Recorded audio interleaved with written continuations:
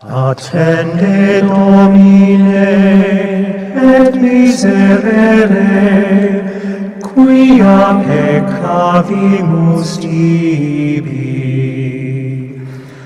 A te rexume omnium Redemptor, oculos nostros sublevamus flentes, exaudi Christe supplicantum preces. Attende Domine. Chers frères et sœurs en Christ, bienvenue sur J-Cato de Jeunes Catholiques en ligne. En ce temps béni du Carême, l'Église nous invite à marcher avec le Christ sur le chemin de la croix. Station après station, pas après pas, nous contemplons l'amour infini de celui qui a donné sa vie pour nous. Ce soir, nous ouvrons ensemble la première station de ce chemin de croix médité. Jésus est condamné à mort. Un moment solennel, un moment fondateur, le moment où la vérité incarnée se tient debout, silencieuse devant le vacarme d'un monde qui refuse de l'écouter. Pour nous guider dans cette méditation profonde, nous avons l'honneur et la joie d'accueillir un prêtre au cœur pastoral, un serviteur zélé de l'Évangile et de la parole de Dieu. Il est prêtre du clergé diocésain d'Aniro, au Togo. Mesdames et messieurs, chers jeunes catholiques connectés à travers le monde, accueillons ensemble le révérend Père Amen Maunyo Aloeso. Mon Père, soyez le bienvenu sur J-Cato. C'est une grâce de vous avoir parmi nous pour cette première station de nos chemins de croix médités. Vous nous conduirez ce soir dans une méditation spirituelle et profonde sur le thème « Quand la vérité est condamnée par le bruit du monde ». Au prétoire de Pilate, le juste innocent, le Verbe de Dieu fait chair est jugé, condamné par une foule excitée et en pouvoir lâche. Aujourd'hui encore, dans le vacarme des opinions, des réseaux et des jugements hâtifs, la voix de Dieu attend que nous fassions silence pour l'écouter. Comment discerner la vérité qu'elle est au milieu du bruit du monde? Comment jeûner de nos jugements rapides pour accueillir celui qui est le chemin, la vérité et la vie? C'est à cette contemplation que le Père Amen Maunyo Aloeso nous invite ce soir. Avant de vous céder la parole, mon Père, peut-être souhaitez-vous adresser un mot à notre communauté en ligne? Chers internautes, et vous, chers jeunes connectés à travers le monde, chers tous, loué soit Jésus-Christ.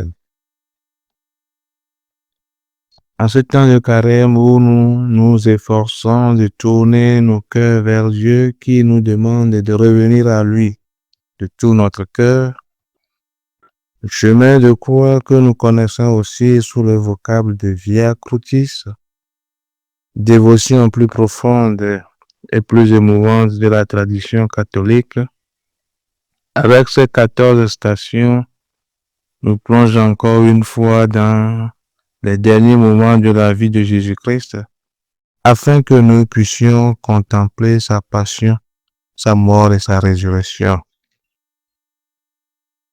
La première station, intitulée « Jésus est condamné à mort », tout en marquant le début d'un si douloureux chemin, se veut une invitation à une réflexion sur les thématiques universelles telles que la justice, l'injustice, le pouvoir, l'abandon, etc.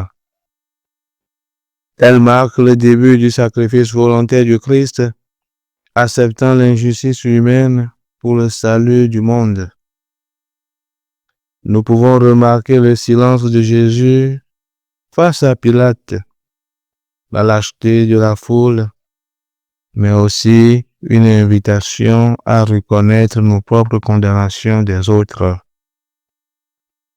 En s'appuyant sur les récits des évangiles, plus particulièrement ceux de Matthieu, Marc, Luc et Jean, elle nous présente Jésus après son arrestation au jardin de Gethsémani, puis conduit devant Ponce Pilate, le gouverneur romain, de la Judée à cause de la jalousie des chefs religieux de l'époque, de l'influence et des enseignements de Jésus pour l'accuser de blasphème et de prétention d'être le roi des Juifs, tout en sachant que ce titre pourrait être interprété comme une menace politique pour l'Empire romain.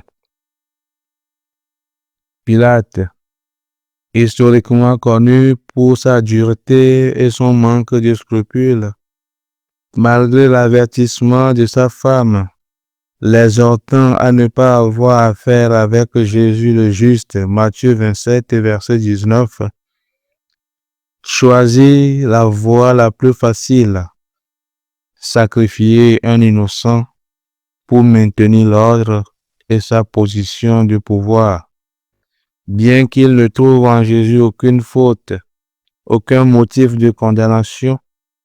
Sous la pression de la foule et des autorités religieuses, puis, dans un acte de lâcheté politique, se lave symboliquement les mains et livre Jésus pour qu'il soit crucifié. Matthieu 27 et 24 à 26. Il s'agit là d'un moment crucial, représentant la convergence de l'injustice humaine et de la volonté divine.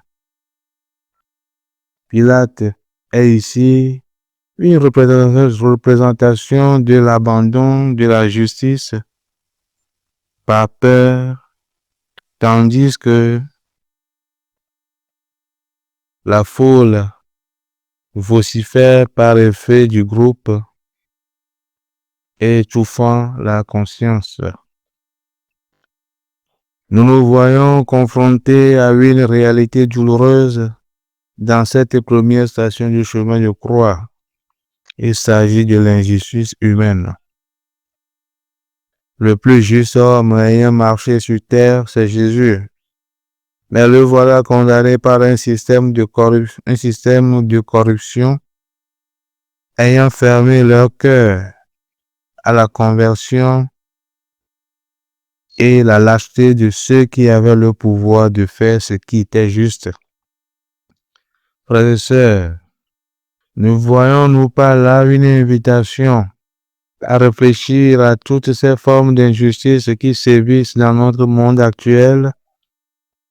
Combien de fois sommes-nous restés non seulement silencieux, mais aussi indifférents à l'oppression des plus faibles, des sans-voix, des démunis et des plus pauvres?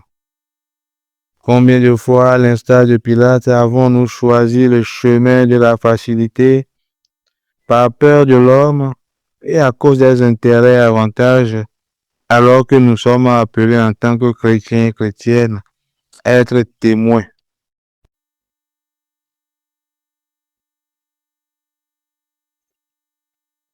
de la vérité et de la justice, des valeurs que nous devons défendre. Nous sommes même malheureusement quelquefois et souvent complices de l'injustice et de l'oppression. Nous maintenons les autres dans la servitude. Nous vivons dans un monde dans lequel ce qui est en vogue, c'est le pouvoir, l'intérêt personnel. Ils prévalent souvent sur la dignité humaine, alors que la figure de Jésus condamné à mort est un appel à être des témoins courageux de la vérité. Il s'agit d'un rappel il s'agit d'un rappel qu'en tant que chrétien ou chrétienne, nous sommes appelés à être lumière au milieu des ténèbres et à lutter pour un monde plus juste, fraternel et compatissant. Loin d'être un événement historique, une vieillerie, un fait qui est dépassé, la première station demeure pour nous un miroir qui reflète notre réalité actuelle. Dans un monde où l'injustice, la corruption et l'indifférence, l'oppression battent leur plein et se prolifèrent, constituant ainsi pour nous des défis urgents, nous sommes appelés à se servir de l'exemple de Jésus pour agir avec courage et ténacité et compassion. Jésus, sans chercher à se défendre, transforme l'injustice en victoire spirituelle et prouve sa grandeur face à la médiocrité de ses juges, mettant en lumière la responsabilité humaine dans la souffrance tout en offrant le pardon. Application de ce message dans notre vie quotidienne. Frères et sœurs, en ce temps de carême où le pape, dans sa lettre, nous invite à écouter et jeûner, parce qu'étant un temps d'écoute, premier signe par lequel se manifeste le désir d'entrer en relation avec l'autre, le jeûne constituant une pratique concrète qui dispose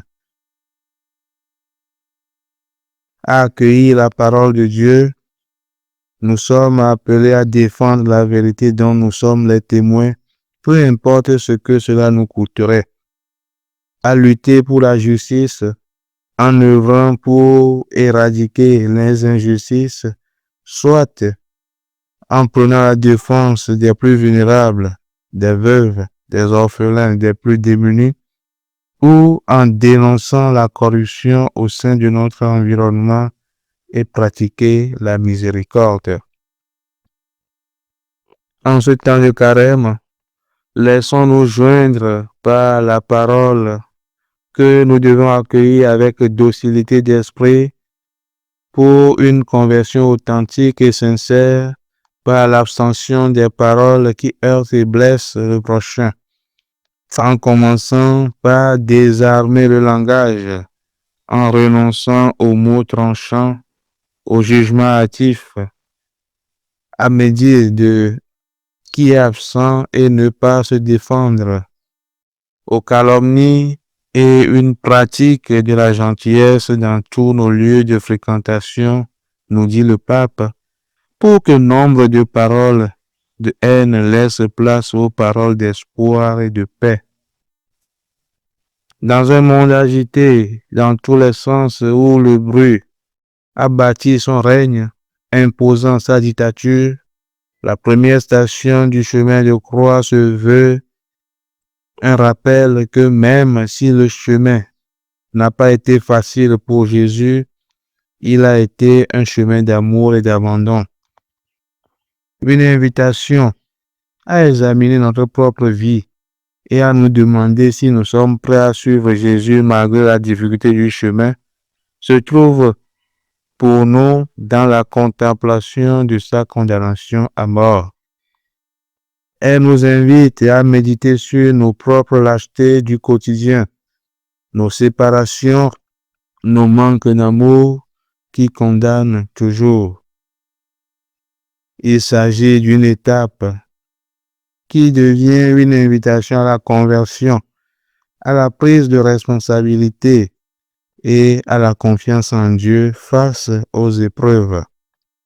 Que cette réflexion nous inspire à vivre notre foi avec authenticité et être des défenseurs de la justice et à croire que même lorsque le mal semble prévaloir, la victoire finale appartient à Dieu. Prions. Seigneur, accorde-nous la grâce de marcher avec toi, non seulement sur le chemin de la croix, mais à chaque pas de notre vie. Amen.